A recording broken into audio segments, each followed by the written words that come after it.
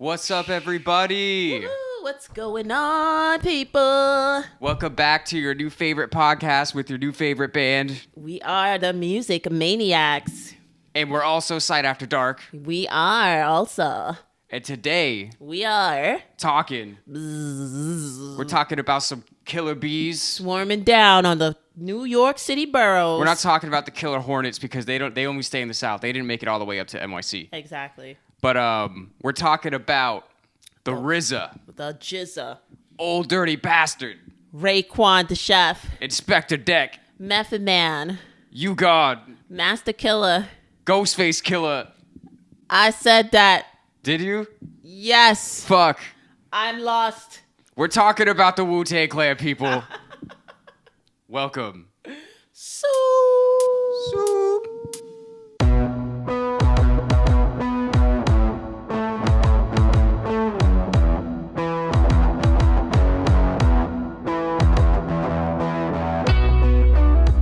So we're talking about the Wu Tang Clan, Yeah. the legends themselves, the masters of Shaolin. Oh God, Shaolin style. I'll let you try my Wu Tang style. I'll let you try it. What a group. I know. How do we get into it? How do we start? First, I feel like because there's just so many people and there's so many things branching off of Wu Tang. Yeah. I feel like the way to do it is to kind of focus on RZA. Yeah. And to like branch off and talk about the other things as they come up. Yeah. Because RZA's really, if y'all don't know, RZA's the leader. Like RZA's the one that made it happen. He's the nucleus of them all. I like, I think what makes them so intriguing too is the name. And I feel like, touching on RZA and the name, like where does that come from? Why would they choose some Asian sounding name when they're from Staten Island? Why would they do it? Why would they do it? They just love music and they love kung fu. Karate. Some would say they fucks with the foo. They fucks Fool. with the foo. You know? Yeah, which is really interesting because they love these underground karate movies. And like here in New York, before Fox was Fox, it was NYW or something like that. And they showed all these like old programs before the corporations took over. So those flicks would come on Channel 5 all the time. And then they also were showing in Times Square all the time. So these young kids love these movies. So this is why Wu-Tang becomes part of their culture, why Asian Kung Fu style becomes part of their culture. Because I do want to make a note and say that socially, Asian people weren't mixed in with people of color's neighborhood per se, as opposed, other than having shops in our neighborhood, like our kids weren't hanging out together as much. But culturally, Asian culture was very influential. It was nothing to see people like the Wu-Tang Clan because years before, you had movies like The Last Dragon. Right. These kids in the 80s used to walk around with one part of a Chinese karate, a kung fu uniform, either the top or the bottom with a wife beater. Like they had nunchucks, they had the hats, and it was just regular black kids from the neighborhood or Hispanic kids. So the Asian culture did assimilate into hip hop urban culture very early before actual Asians themselves, which is interesting. Yeah, that is really funny. That is interesting. But okay, so let's bring it back to Robert Diggs. Yes. AKA Prince Rakeem. Uh-huh. AKA the RZA. Uh-huh. He was born in Brooklyn, right? Yes. To a cousin named Jizza. No, I'm just kidding. His cousin was his father. No. So he was born in Brooklyn, and he got into a lot of trouble and shit as a kid. Yeah. So his mom was like, "I'm gonna send you away to live with your uncle in South Carolina." Was it North or South Carolina? South Carolina. Because apparently his uncle had like 500 acres of land. Yes. Which is fucking ridiculous. It is ridiculous. We were talking in the Johnny Cash podcast. They had like 20 acres of land, and we're like, that's a lot. Yeah. First of all, I was curious about this. I'm like, they never who was his uncle that just had all this fucking land? You know what? A lot of these artists that come from the ghetto, they don't want to say who they're connected to and who actually put them on in the game because you have to be connected. You're not just rapping in the streets. You're not. Yeah. Okay, some of our illest rappers are very well connected in the music industry or some type of industry. Okay? Right. Well, so I guess that'll just remain a mystery to us for now. Yes. They were broken from the hood and they scraped their way out. Yeah. Let's stay with that one. Yeah. Okay. So sells more records. But that experience was very formative for him because I guess his uncle just like got him into like reading and like shit that he wasn't doing before, I guess. Exactly. He was a little waterhead boy causing trouble. Yeah. So he was there for like 3 years, something like that. Yeah. And just like it changed his I guess his perspective on things a little bit or whatever. So he goes back to New York and then now they're in Staten Island, right? Now they're in Staten Island. The GZA has already kind of gotten a little bit of something because he had a record out before them. Right. Well, so RZA had two cousins that were both in Brooklyn also, right? Yes. So Gary Grice, a.k.a. GZA, a.k.a. The Genius. The Genius, that was his first stage name. He had a song called Girl, Come Do Me. Yeah. But that shit is so corny. When you go back and look at that old shit, it's crazy what the labels were having them do. But we'll get into that. And then their other cousin, Russell Jones, a.k.a. The old dirty bastard. Because there's no father to his style. And so they were cousins, and they kind of were introduced to hip hop together. Like they went to like a show or something in like the South Bronx, and they first saw like DJing and rapping, and they were like, "Oh shit, this is crazy. Yeah, I'm into this." Yeah, right. Yeah. So RZA became basically the house producer for his neighborhood in Staten Island, right? Like everybody knew that he was the guy. Like, and another thing, so he was, meeting up with all these rappers that were living in the projects, and he was not living in the projects.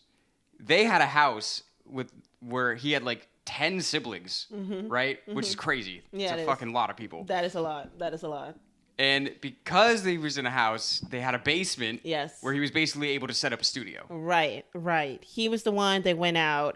From what I know, the Genius came and brought back saying that, okay, we can do something with music. We can make something of ourselves. And then RZA took it upon himself to actually buy the equipment to make the beats and everything. And yeah, he did. He had the house, he had the space. So he started making the beats, and then he knew enough people to rap. Yeah, I just feel like if you're that guy that's making all those beats and everybody in the neighborhood knows you, like the rappers are going to gravitate towards you. So the next thing you know, like he knows rappers from these projects, he knows rappers from these projects that don't necessarily know each other, or they do know each other and they don't like each other at all. And they don't like each other, right. Right. So that's kind of interesting. Yeah. But, so they're all friends and everything, but RZA wasn't originally, the idea of the Wu Tang Clan was not like that. No. There was a lot of other shit that happened first for RZA to be like, okay, we're doing our own thing. Specifically dealing with the industry. Yeah. Which is bullshit. Some things never change. You know what I mean? So it's kind of like what we were talking, like, so GZA was the first one under the name The Genius to have a record out in the mainstream labels or whatever. Yeah, he was the first one to have the record deal because he was not connected at all to anybody. well, we gotta say, we'll talk obviously more about like lyrical styles and shit, but his, there's a reason they call him the Genius. Yeah. I mean, there's so much intelligence in their all of their lyrics, but especially him, like the way that he puts shit together. It's like, this dude is a fucking wordsmith. Yeah. You know what I mean? So people are gonna pick that up. And he had a good delivery. He just had a really great style. Yeah, absolutely. And everybody did know him, when that song came out, from what I've heard, that it didn't do terribly. Not Prince Rakim, The Genius. Right. Like The Girl Come Do Me. Everybody actually liked it. It actually had a little buzz. He wasn't whack. It's just still so funny to me because you look, if you go back and you listen to that track now, it's clearly not really him. Yeah. You know what I mean? Like, Very it's true. Clearly he was in the label system, and at this point, like, this is late 80s, right? Yeah. So Def Jam had already came out. Def Jam already kind of revolutionized shit. And all these other labels were kind of trying to be like Def Jam, right? They're like, oh, well, this will probably sell and this will probably sell. And the whole thing is like, you're already fucking up if you're just trying to do it based on what's going to sell. Because then the music is not the main thing. I think it's Tommy Boy. I think he was on Tommy Boy, which was actually an okay hip hop label. But yeah, you're right. It's like they did a lot of hit and miss on Tommy Boy. Yeah. A lot. Well, I don't remember if Jizza was on Tommy Boy. I think RZA was on Tommy Boy. Yeah. Well, okay. So he wasn't even the RZA yet. Right. No. So he at this time his stage name was Prince Rakeem. Yes. Right. So we love you, Rakeem. So bad. It's so corny. So yeah. So he didn't even get an album. He only really got a single. Right. And it was how did it go? We love you, Rakeem. Yeah.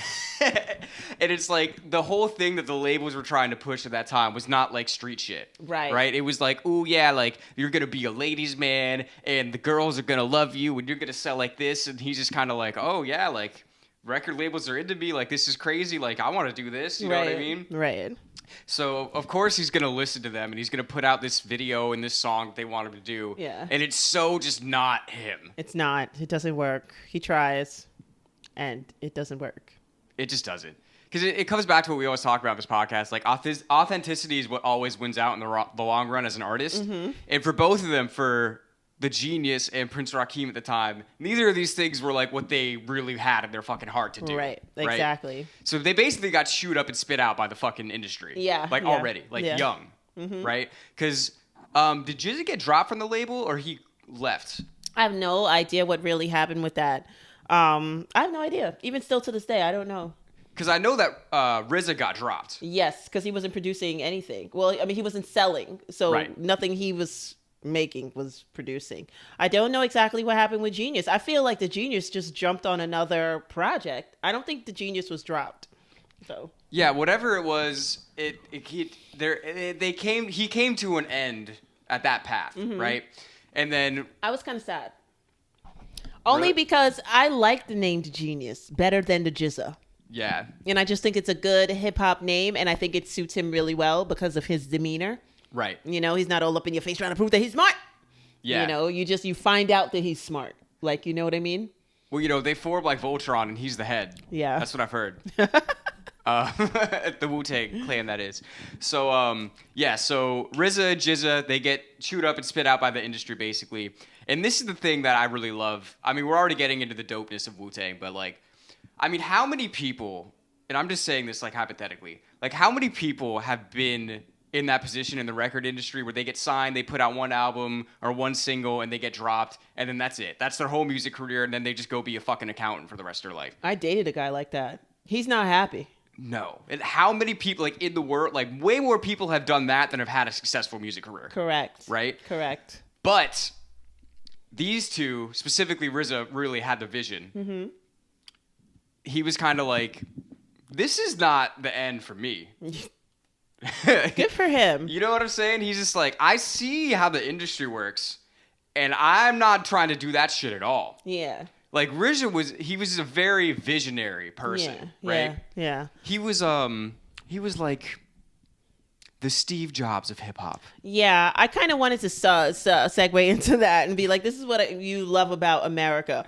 The only thing that made RZA think that way was being an American, really. You know what I mean? It's like, no. There's too many people before me that did it on their own and carved their own way out. Like, if I want it, I'm definitely going to get it. Yeah. Yeah. It's like, I'm going to make this shit happen, and I'm going to do it my way, right? Yep. I did it my way. Shout out to the Tri-State. So, but before we even get into that, so something else happens with him that he gets into an altercation. Correct. With somebody in the neighborhood, and he shoots a motherfucker. Yeah. And what happens when you shoot people is you usually get put on trial. And somehow he got off. Yeah. Somehow he got off because he's not connected at all. We want to remember he's not connected. He doesn't know anyone. It's just some poor kid from the hood that made it. So, long story short, he gets a not guilty verdict. Okay. And his mom comes up to him and she's just like, this is your second chance. You don't fucking blow this, right? And at this point, Prince Rakim had deceased. Yes. And from the ashes rose. Yes. The RZA. The RZA. And Robert was like, you know what? She's right.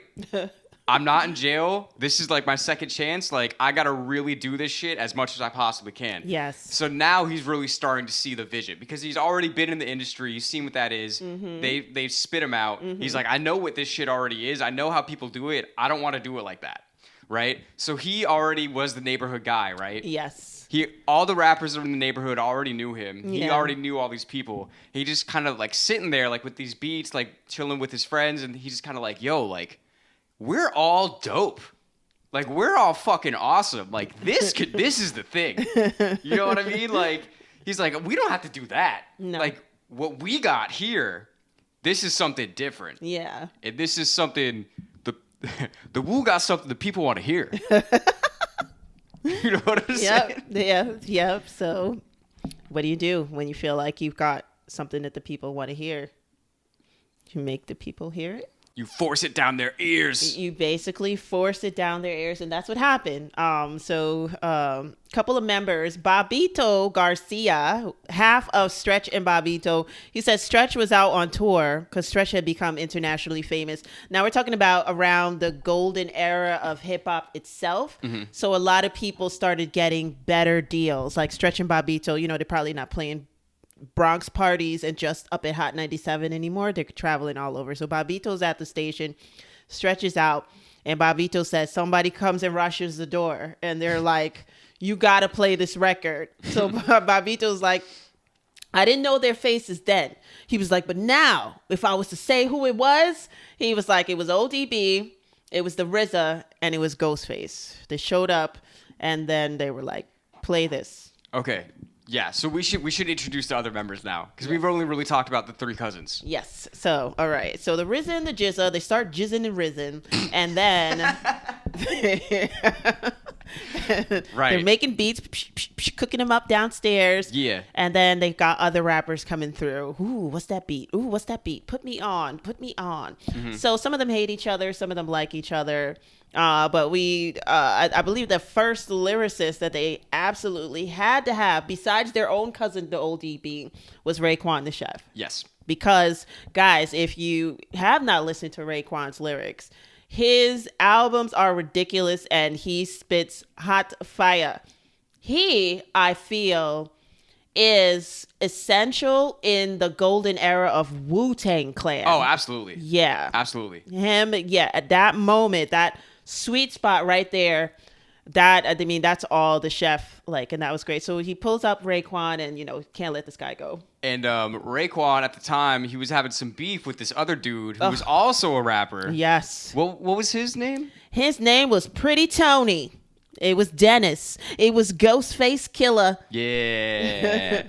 Which is so crazy because they become such a strong partnership in themselves. Yes. And it started out with them. I mean, in the Wu-Tang series on Hulu, they were saying that Raekwon was trying to fucking murder him. Yeah, shooting up his house. Was that actually what happened? I don't know if that's actually what happened. I don't know if that's more for the thing. Divine, who is RZA's brother, says that he tries to downplay a lot of the violence, because they're older, they've got families, and they don't want to negatively, back then they were kids, right. You know what I mean? And they don't want to keep doing that. So we'll never really know exactly what was the exact truth. Right.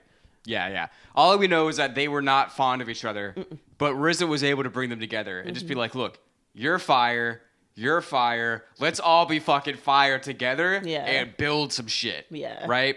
So they got them. They got that boy Method Man. They got Method Man, who is from Long Island and then moved to Staten Island. That is culture shock like an MF as far as I'm concerned. Mm-hmm. He was playing lacrosse in fucking Long Island and shit, right?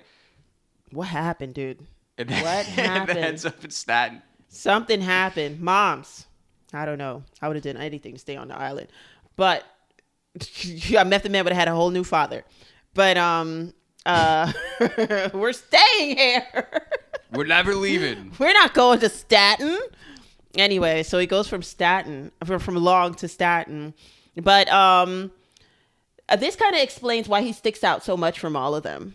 Yeah, a little bit. Why he's the crossover Yeah. Why he's the, I don't want to say most successful, but he's the most known.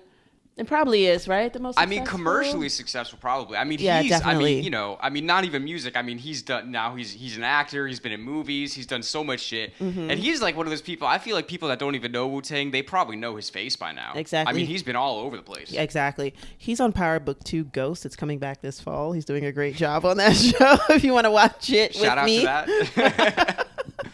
But, yeah, sorry. like, so, and then this also makes sense, his songs, right? How his songs come from so many different styles of music, right? Method Man starts with, hey, you get off my cloud. That's Rolling Stones. Yeah. Like, you know what I mean? So now we know why he sticks out so much. Sorry for chomping, guys, in your ear. Now we know why he sticks out so much. So Method Man comes along. And then you've got some others as well. You got Instpectah Deck. We got Instpectah Deck. You got You got You God. I want to, Cappadonna doesn't come in. Some of these dudes messed up and went to jail. Yeah. Right around the first album. Yeah. Right? Which is Enter the Wu-Tang, right? The 36 Chambers. So some of them that we mentioned that you kind of don't know or feel like you don't want to mention, they were essential members. They just were kind of on some knucklehead stuff. Yeah. And went to jail at the wrong time. So weren't there for the promotion and the this and the that and the lyrics actually on. Right. But yeah, we had Master Killer, we have You God, we got Instpectah Deck. Instpectah Deck didn't get that popular. But he was really good, though. He brought us into the Wu-Tang Clan. Yeah. Like, that first verse on Protect Your Neck is everything. Everybody knows that verse. Yeah. And that's what made people go like, whoa, who is this? Like, this is crazy. This is good. It's like by the time you get to like Raekwon's verse, by the time you get to Ghostface's verse, like, you're tired already. Like, when we were kids, we were like, Ghostface, please, you know? And then after, it's like, as the Wu grows, you get to know all your different artists. So yeah. So there's so many, they're like 9, 8, 9, 10. You never know if it's 8, 9, or 10 members. There's just a lot. Yeah. I just know there's always a lot of people. Always a lot. So yeah, so they're starting slowly. They're building their wall of Wu-Tang. Their hive. The wall of Wu. Yeah, the wall of Wu. They're building it little by little, brick by brick. So they got all their players. Nobody's trying to kill each other anymore. They're all trying to get along. Exactly. Yes. So emphasis on anymore. And they get on this record. And, you know, while they're going along with it, they're still kind of questioning it, but they're living it at the same time. Yeah, I'm glad you said that, because I want to say, so again, this is really all these people were really good at rapping, but they didn't have the vision of what it could possibly be. Yeah. RZA was the one that had that. RZA's the one that brought them together. Mm-hmm. And RZA was like, yo, listen to me. I got a 5-year plan. I'm the captain of this fucking bus. Uh-huh. You just get in the bus. If you listen to me, we'll go number 1 in 5 years. And it's like, it's crazy now because that did happen. Yeah. And like hearing that, you're like, yeah, you know, it's almost like you think of, you know, hindsight's 2020. It's like, yeah, of course that would happen. But like you say that to these fucking kids for the projects, I'm sure, well, Ghost and Ray for sure were just like, all right, bro. Yeah. There's no way they fucking believe that. But it's like, I mean, what do they have to lose by trying? Yeah, like what else are you going to do? You have something to do today? You have something else to do? Yeah, so it's like, all right, well, we might as well just fucking go for it. What else are we going to do, right? Yeah, you know, because they were all at kind of like weird points in their life. A couple of them are on probation. A couple of them just lost a job. And it's like, do you really want to go back to work? Like, or, you know what I mean? Do you really want to go back to the streets and hustle? Right. Like, or do you want to do this shit? Exactly. Like, why not come through and hone in on your skills at least? Yeah. You know? At least be the greatest studio rapper ever. Shoot. So, I have a question for the people at home. Yes, Dan? Are you ready? We're ready, Dan. To enter. We are. The 36 chambers of death. There's 36 points in the body. You know what I'm saying? Only 10 degrees apart. You know what I'm saying? So, the woo is the way and the tang is the slang. You know what I mean? All right. So this is the thing that's so cool about that album. Is that it was made in RZA's basement. Yes. Right? And it sounds like it was made in a dirty basement. Yes. And I fucking love that. Yes. Because this is something we talked about in the Def Jam podcast, how, like, punk rock and hip hop are basically the same thing. And for me, like, I listened to a lot of punk rock in middle school, like Sex Pistols, Clash, Minor Threat, all that shit. I didn't really get into like hip hop too much until I was in high school. So I already knew all this punk rock shit.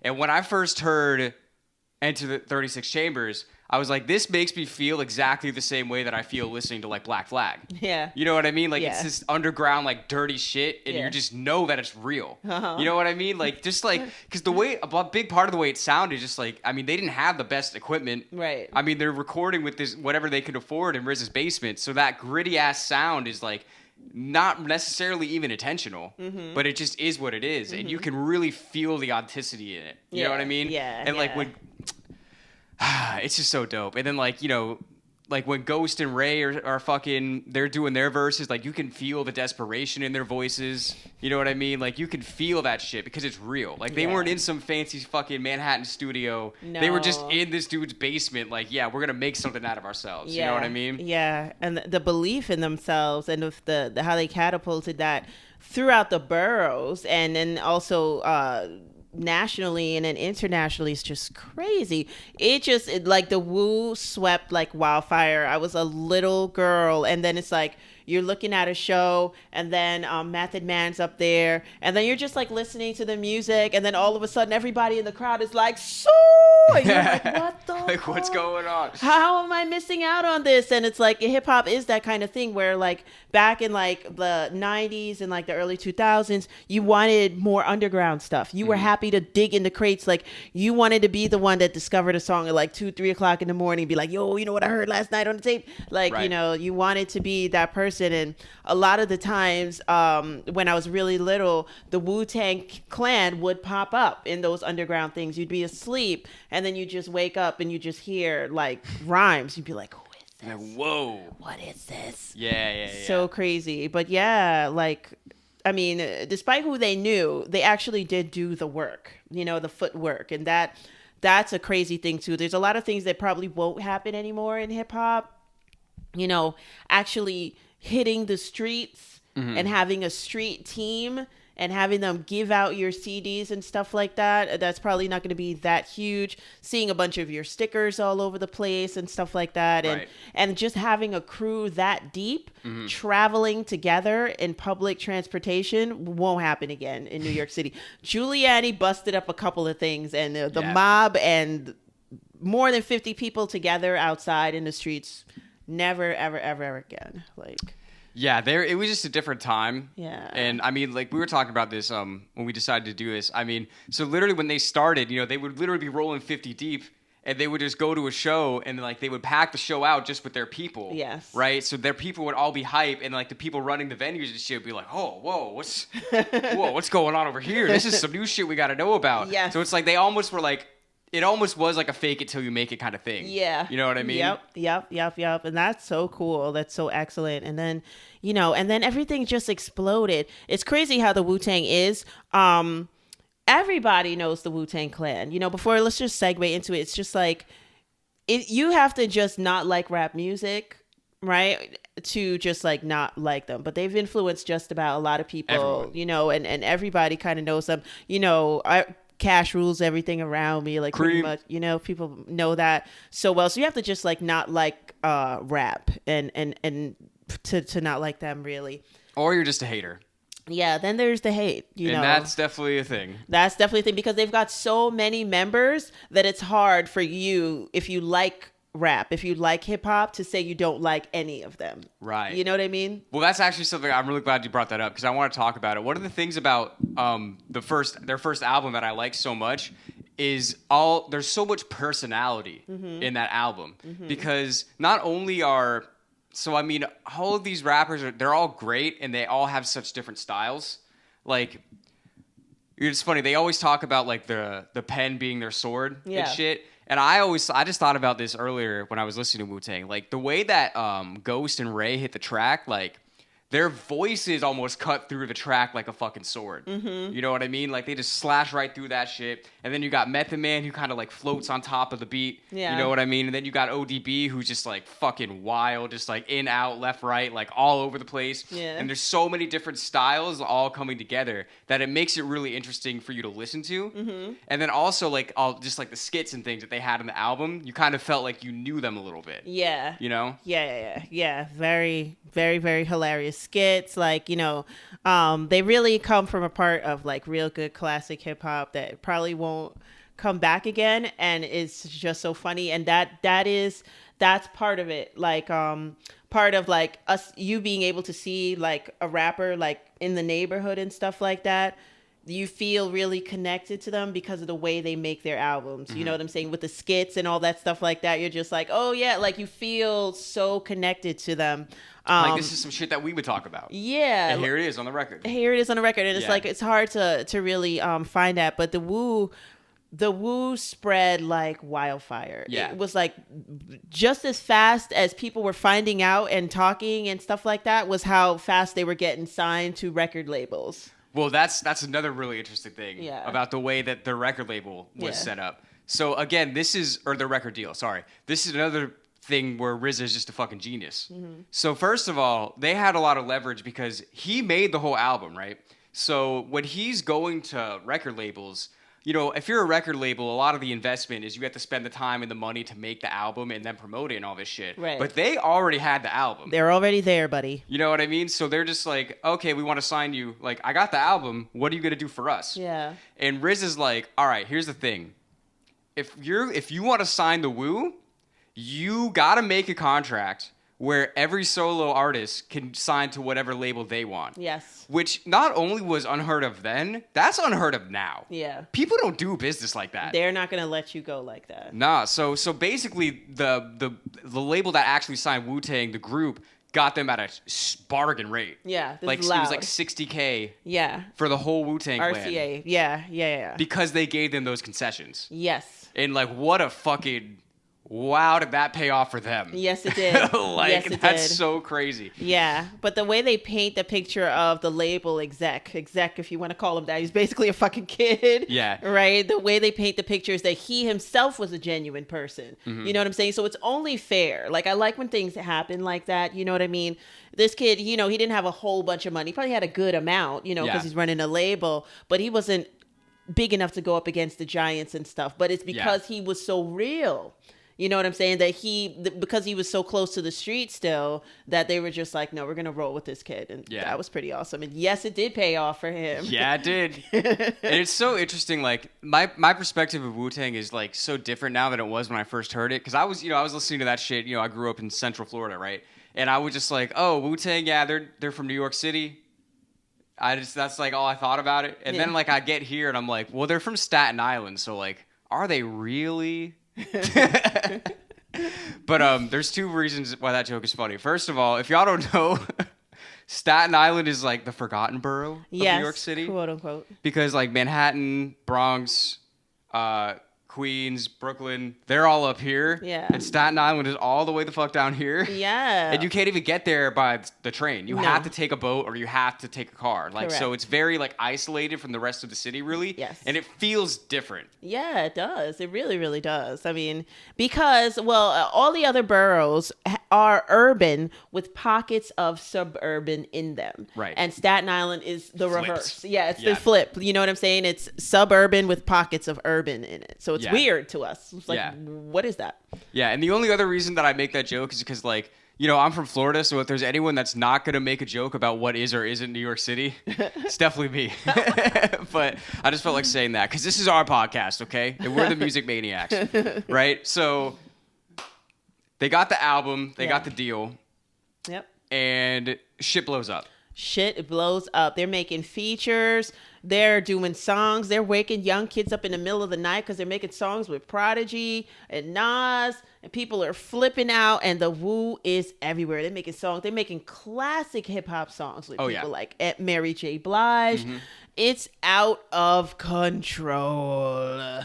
Well, and this is where the way that they set the deal up is so important because now, so they put out, the first album as the group Wu-Tang, and it's like, oh, it's fucking huge. Yes. They put out, well, Protect Your Neck was the first single. We didn't mention that. Yes. But that's what really started getting them like buzz that they got the album deal, right? Right. So then they put the album out and they blow up. They got music videos out. They got all this shit, and it's like, oh, this is the new New York sound, like blah blah blah blah, like New York's back, blah blah blah blah blah blah blah. Wu Tang Clan ain't nothing to fuck with.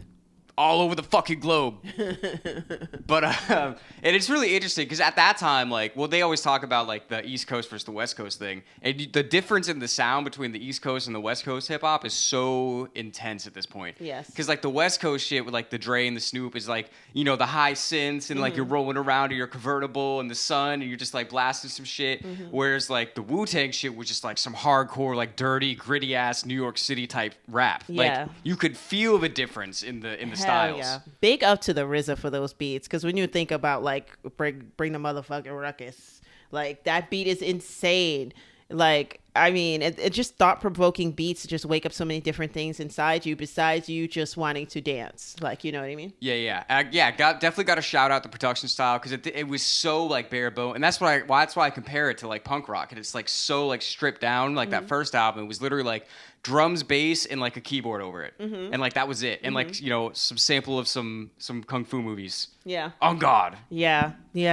And let's take a second to talk about their sampling. Their sampling game is crazy.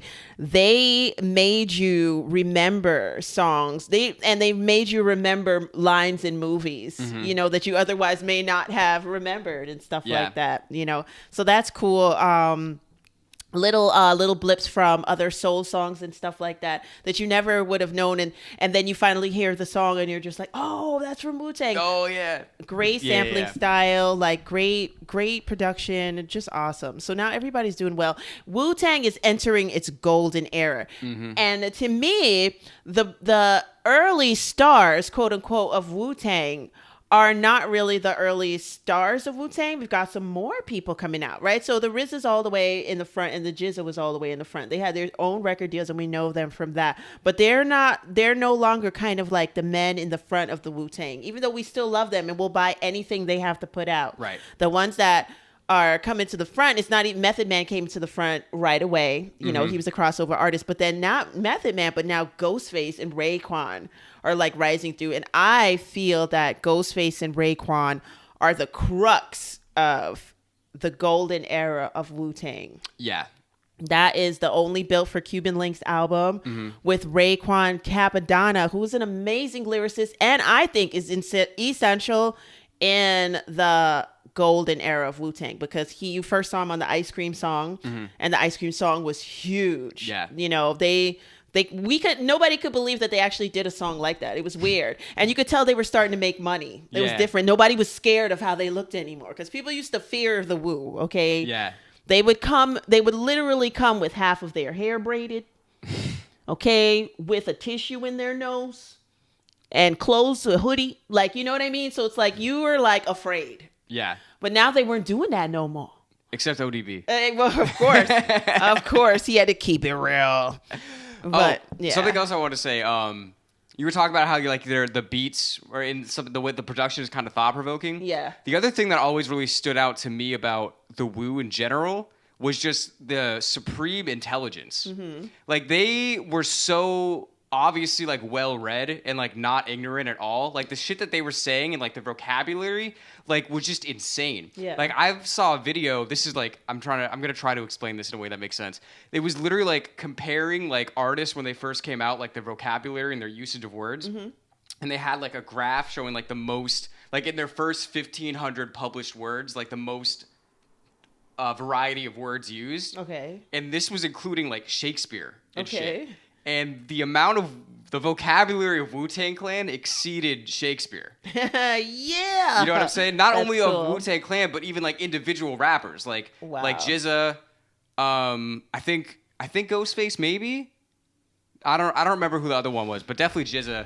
And I just remember thinking of that. Like I remember hearing words in Wu-Tang albums that I'm just like, what does this mean? Yeah. You know what I mean? They're just using so many fucking great words, and their vocabulary was so wild and things that I've never heard in like other styles. And I always thought that was great. Yeah, that's amazing. And that's gone too, you know, where it's like, it's not about the label that I have on or how much money I have or how many hoes I can get and stuff like that. And then not to say that was never in hip hop back then at that time too, but a lot of times it was about like, just look at how well I put these words together. Mm-hmm. Look at how well I bring out words that you've never heard in your life. Like that was like the point of being like a lyricist. And if you got stopped in the street, like guaranteed, if you shut a camera on any of these dudes at any time, they would hit you with at least some 8 bars. Like, you know what I mean? Because they're rappers. Like, you know, so and lyrics just got out of control around their golden era. It was just like mind blowing. I bomb atomically. You know what I mean? Yeah, Socrates. I sing a song. I sing, sipping on ginseng. I mean, it's just like it's just too much. It's just too much. And then of course the skits are hilarious. There's a Ghostface and Old Dirty Bastard skit where Old Dirty Bastard pretends like he's a crackhead and he wants to buy a TV from Ghostface. It's just, and then Ghostface kind of loses character and you hear them kind of laughing a little bit. Like, it's just hilarious. But so much personality on the records. On all of them. And just like a lot of hip hop stories, you know, people end up going to jail and things like that. And they were riding really high for a while, and Old Dirty Bastard goes to jail. He put an album first. Yeah, he had out Old Dirty Bastard. So like we said, so RZA got the deal where every individual person could put out albums on a different label, which is wild. Yes. So the first one was Method Man. Yes, he goes to Def Jam. To Cal. And Old Dirty Bastard's pissed because he always wanted to be on Def Jam. Right. But then he gets on Def Jam at 50 and they kill him. Anyway. Well, this is actually, I thought this was really dope because RZA was like, nah, don't go to Def Jam because Meth is already on Def Jam. We got other labels to infiltrate. Mm-hmm. That's what he said. I was like, this dude is like, RZA's like that. I mean, RZA's clearly a genius, but he's literally like, he reminds me. He's definitely read like Sun Tzu, like The Art of War. Yeah, I was about to say, you know he's what a I mean? warrior. Like, he sits up in the tree and is like waiting. 100%. Yeah, like he's got the whole master plan. Like he sees the battle as a chess field. Yes, you know what I mean. He saw the whole rap game as a fucking chessboard, and he's just fucking. He's the master. He's the puppet master of the whole thing. Yeah, and it is crazy because you don't. Well, they don't want you to. They don't want you to know. They want you to know they're smart, but they don't want you to know they're that intelligent until it's all over. You know, in a way, it's like, ha, you've been had by the Wu Tang Clan. I don't know. Maybe, I guess. I don't know. I always thought they were just mad smart. Yeah, I think they don't want you to. I think they don't let you know their moves until it's all over. Like, they'll explain it after. Like, you know what I mean? Like, they're just pushing their tape in your face. Right. And then they're like, all these artists. And then you're like, oh, you think it's somebody just wanting to put his boys on. But it's like, no, it's strategic. That's interesting because I feel like that's more of like, that's probably your perspective of like being around here when they were actually here. Yeah. But for me, I was just listening to all the shit after. Okay. You know what I mean? So I'm just like, oh, these guys are the fucking shit. Like, I don't necessarily relate to all of the lyrics, but I fucking feel it. Because it's like, I don't know about you, but I never sewed someone's asshole shut and kept feeding them and feeding them and feeding them. I don't sprinkle crazy things in my weed cigarettes. But I'm just like... I don't smoke bones. Yeah. I don't know. I was just like, the whole time I was like, I'm not exactly at the exact same thing that they're talking about, but I fucking get what they're trying to say. Yeah. And like, that's all I cared about. I was like, I fucking love this shit. Yeah. You know what I mean? And again, this is, you know, I'm in high school in like 2009. So this is way after the album came out. And I'm discovering this shit. I'm just like, this is crazy good. Yeah. You know what I mean? Yeah. So awesome. So amazing. And like, it's just the way they themselves just expanded as artists and just to see their creativity and stuff like that. My personal favorite artist from the Wu Tang Clan is Ghostface Killah. He was my least favorite artist in the beginning. Interesting. I was like, damn, this guy's corny. Like, whew, I just didn't like it. And then after, he became so colorful and animated that I just loved it. And I think it was he did a video and it was Speed Racer that was mouthing his lyrics. Yeah. And the beat was just so hot. Right. I'm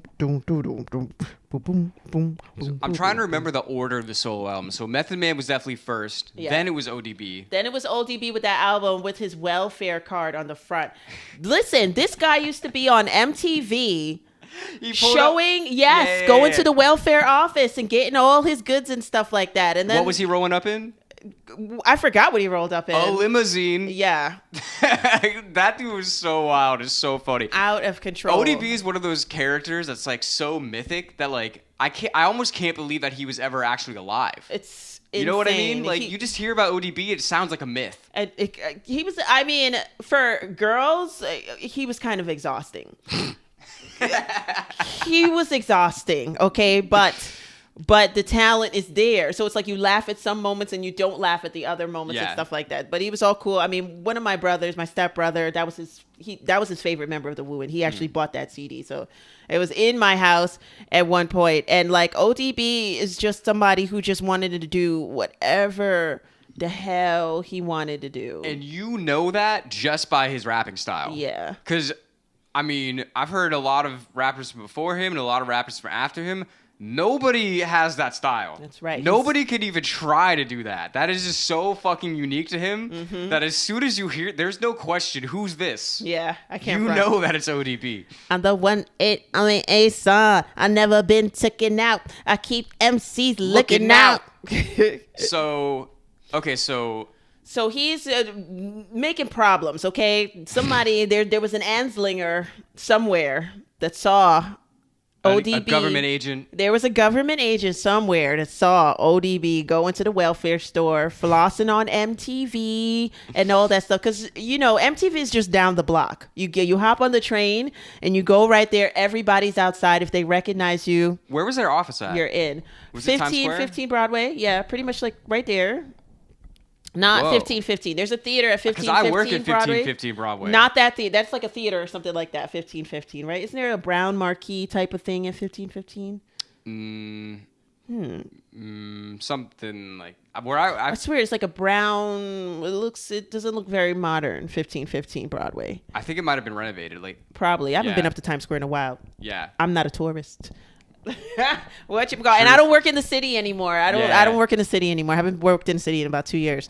But yeah, so 1515 is here, and if you're going north on the west side of the street, MTV is the next block at the corner right there. Gotcha. Okay.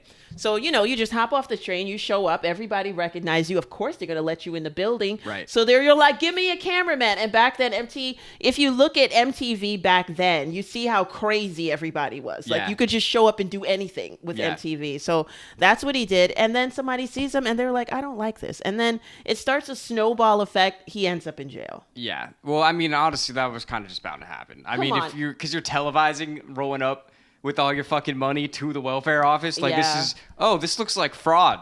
Yeah. It looks like televised fraud to me. I believe the term is he was asking for it. He may have been. That's the technical term. But again, nobody's going to fucking tell him what to do. No. He's going to do what the fuck he wants to do. You know what's going to tell him what to do?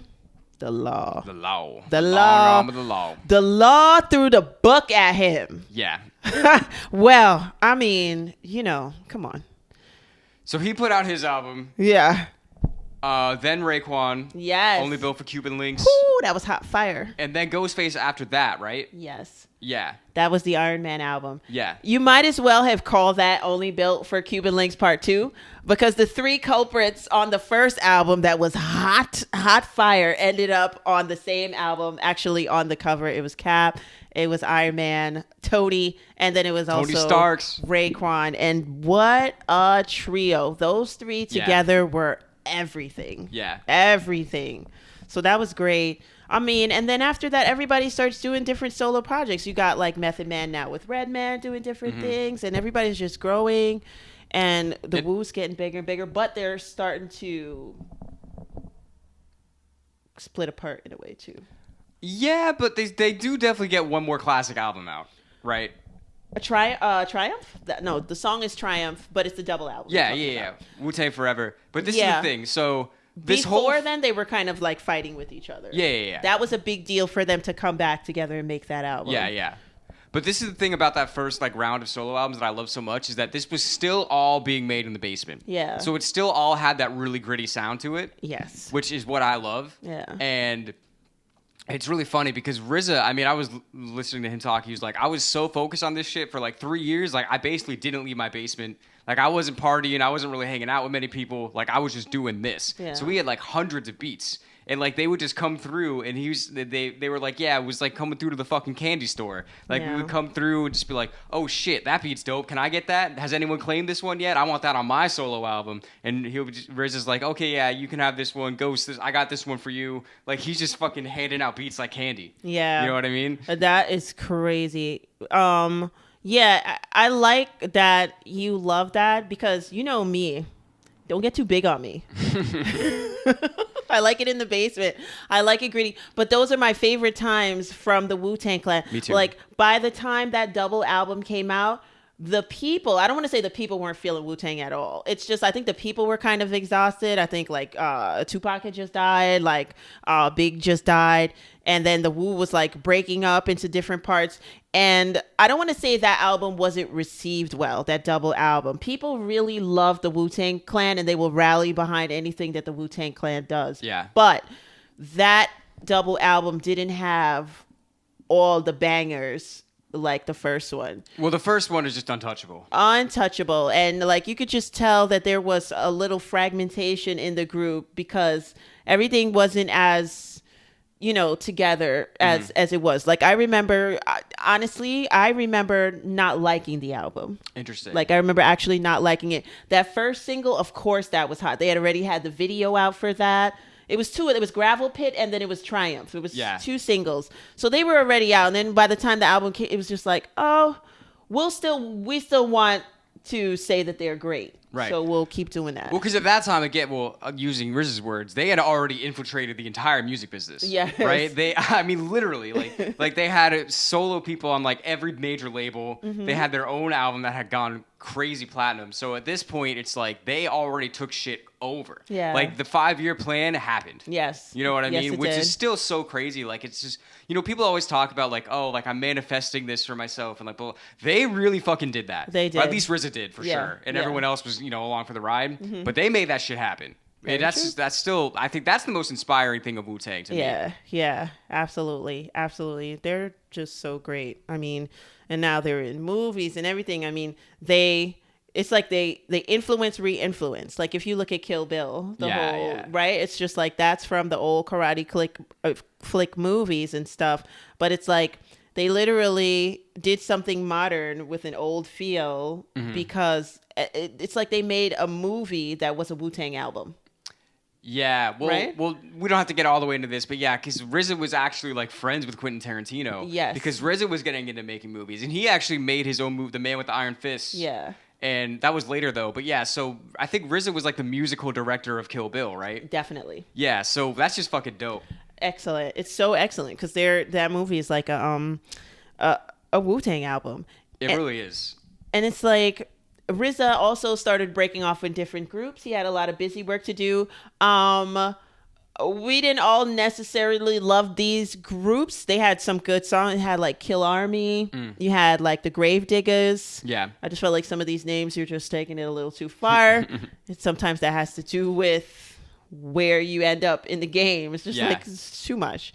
But so you had different like side projects and stuff like that came out. You had a lot of other Wu affiliates like Shaheem the Rugged Child. Who was just he's probably about Bow Wow's age now. So him and Bow Wow were about the same age rapping, but Shaheem was real. As opposed to somebody who was really cute, whose mom wanted to get him into acting. So they was like, let him just rap with you guys. This is cute. No, Shaheem, I believe Shaheem was out on the streets selling as like an 11-year-old. And they actually went up to him and was like, yo, your rhymes are okay. You should come down with us. Yeah. Like, so they had a lot of like side venues and, a lot of different things going on. But the Wu-Tang is forever. The Wu is forever. Mother. And I do want to shout out something about the second album. So yeah, like I said, I mean, the first one is just untouchable. It's always going to be my favorite, for sure.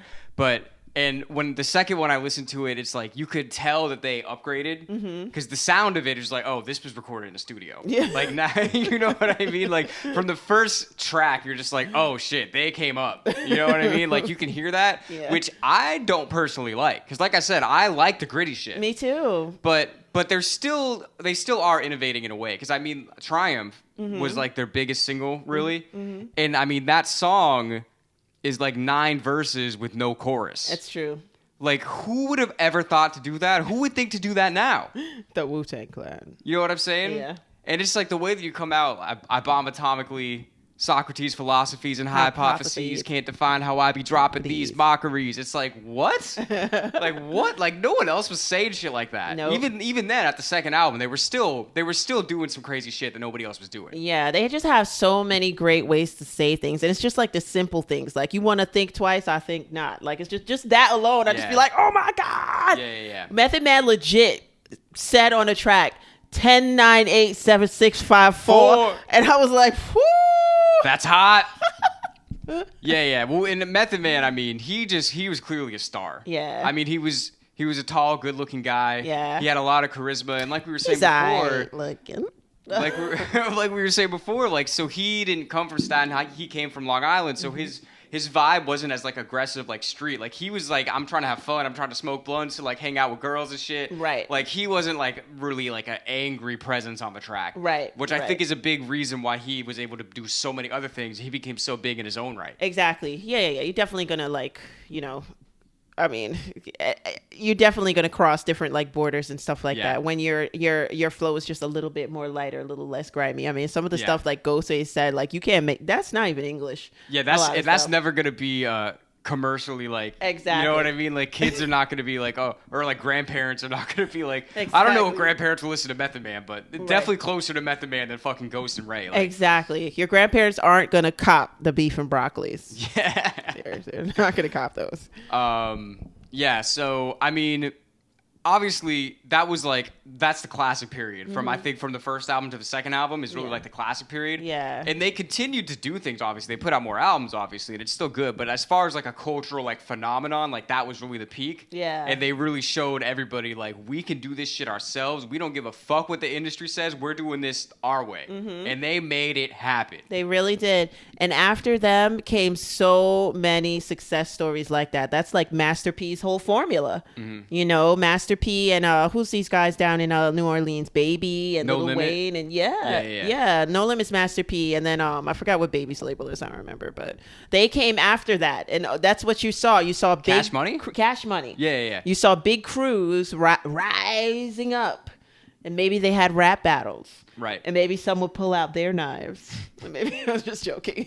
And they would have a kung fu battle. They'd circle each other in syncopation. No guns allowed. None. Only feet. Right? So they were just innovators. Like, I don't want to not talk about their other shit, but it's like that is like... When I think of Wu-Tang, I think of that era from like 92 to 96, 7 or whatever. Absolutely. Right? Absolutely. That's when they hit. After that, they were, I mean, of course they're albums, but after that, there were no more albums. There were no, like, wait, what am I talking about? Yes, there were other albums. Yeah, I was like, wait, really? That's news I was to like, me. there are no anticipated albums. And then I remember how much I anticipated Ghostface's Supreme Clientele album, which was absolutely awesome. So yeah, they're making other things into the next century. They've got enough legs to do things kind of like on their own. They don't really need like the RZA to do stuff for them necessarily. So they got their own solo deals, their own solo projects. People are making stores, they're making movies. And to be fair, though, that's basically what RZA said. Yeah. Right? He was like, 5-year plan. I'm the fucking captain. You listen to me. I'm going to get us where we deserve to be. And he did it. And then after that, like, yeah, like everybody, it's not as tight. Like, you know, I mean, now they'll have money. They're living different places. They got houses. They're not all fucking together, like in the projects, fucking rapping. So obviously it's going to not be as tight. Yeah. You know what I mean? Obviously they're still I assume they're all pretty tight. I mean, there was some falling outs in like the mid 2000s with some certain members and stuff. Yeah, Method Man and like You God fell out for a little bit, and Method Man was like, well, the thing is like the two of them used to live together, you know, right in the beginnings, and he was like, and when we went on tour, they would just assume that we would want to bunk together. It's too much. It's just too much, too much. And then I think they were both used to being very attractive. They said, Method Man said You God used to be what they call the haves. So when he moved to Staten Island, You God had like all the new jackets, he had all the Jordans, all the things the kids in the hood want or whatever. Method Man didn't really have that. But if you cut to now, Method Man is the fly boy now, right? Yeah. So the two of them have an issue because they're the same. Interesting. Yeah. They're just used to having the same thing. I believe that was the only thing. I saw them on Drink Champs about 2 or 3 years ago. ever since then they have You Got Him, Method Man? Yeah, they've nulled out anything. They were still kind of biting at each other a little bit. Yeah, but it's still kind of ironed out. The other exec, like Divine, who is RZA's older brother, he has issues with other label executives over like Old Dirty Bastard and stuff, because they actually feel like the Old Dirty Bastard was stolen up from under them. Yeah. So I want to say something though. I thought this was really funny. So they have the Wu Tang series on Hulu. Yeah. And they were talking about it like, yeah, like this is one of the most legit like biopics, because like RZA's the executive producer, like Method Man is a producer, fucking Ghostface, Raekwon, they're all actually involved with it. Yeah. And also the estate of the Old Dirty Bastard. And I was like, wow, he came the fuck up.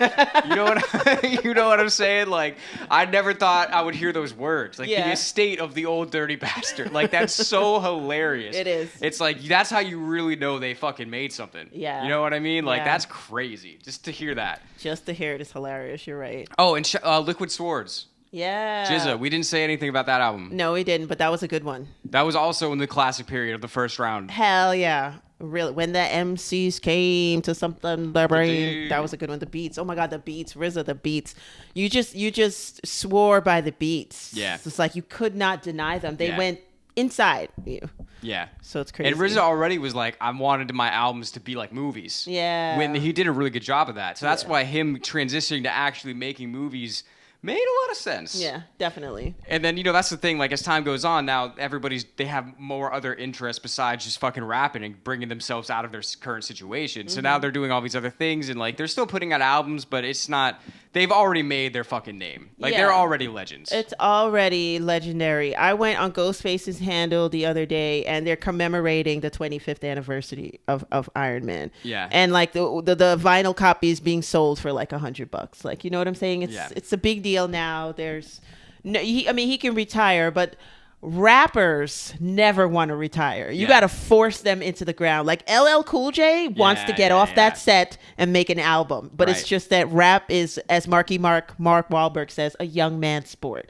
So you can't like just keep hitting us and hitting us and hitting us. We get sick and tired of you after a while, and that's kind of what happened to Wu-Tang, but still with a lot of respect. Right. You know what I'm saying? You're not going to chart on Billboard or anything like right now, but if you put out an album, we may listen to it. We're not going to run to the streets for it and stuff like that, but we'll watch you on that TV show. You know, and if you come out with something clothing wise or something, we'll buy whatever you got to sell. Right. But yeah. And I also wanted to say,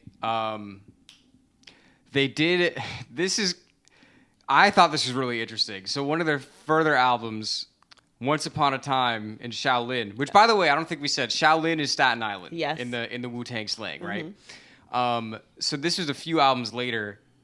They were like, this is really so interesting to me. So RZA's like, we felt like music was really devalued, so we decided to make this album and only make one copy of the album. Which, again, like, RZA just has a different mind. You know what I mean? Like, whatever you want to say, like, yeah, like, he might not have been from, the absolute bottom. He might have connections with people. But his mind is not, that's not something you teach. That's just something that he has. You know what I mean? I love to watch him DJ because it's the strangest thing. You would think he's not DJing. It's like you would think those beats didn't come out the RZA. He's just so unassuming. Yeah. And it's like I was watching him DJ one of the shows, and he's just here, there, he's just picking little things, he's just looking up. Sometimes you can see a little insecurity. He's not sure here, there. And it's just like he's not, how some DJs are they would like bring in the party, and RZA's just beep, beep. I just love hearing him talk. He's so interesting. He's such an interesting, dynamic person. I was just watching a podcast he was on like a week ago, and it's just like he's such a wise person. Like he really is. And so they made this album, and they only made one copy of it, and they literally, it's so funny. They made this huge like elaborate like plaque to put it in with like the Wu fucking logo and like jewels on it and all this shit. And they like got stopped in the airport when they were transporting it because security was like, "What the fuck is this?" You know what I mean? It was all this crazy shit. And then that fucking pharma douchebag, Martin Shkreli, okay, bought it really for $2 million. And then it got seized when he got arrested. So like, no, I don't even know if anyone knows where that album is right now. That's it's insane. Yeah. And it took them like years to make that album apparently.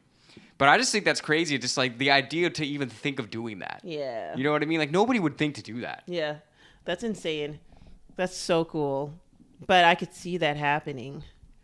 Because it's like when the Wu was out, a lot of people that's like 40 or something like, you know what I'm saying, that just find it made it to their cap, you know, they've got those millions now. Yeah. And now they want to be those collectors, those collecting douchebags that. Exactly. I got a Warhol in my, you know what I'm saying? I got a limited edition Wu-Tang. I got an original Wu-Tang that y'all will never hear unless I want you to hear it. Yeah, no, it's a power move. Yeah.